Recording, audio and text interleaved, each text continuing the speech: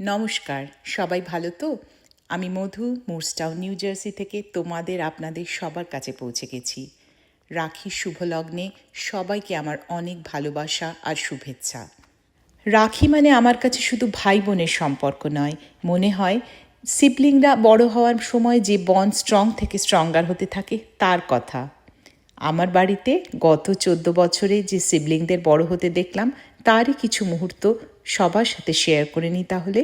सुबह ये खूब झगड़ते साथ फिर खाना खाए, डांट जो एक को पड़ती देख दूजा मुस्काए। सुबह ये खूब झगड़ते साथ फिर खाना खाए, डांट जो एक को पड़ती देख दूजा मुस्काए। भाई ताकत है तू मेरी जानू, आदत सारी तेरी तुझसे रोशन है मेरा जहां। ओ भैया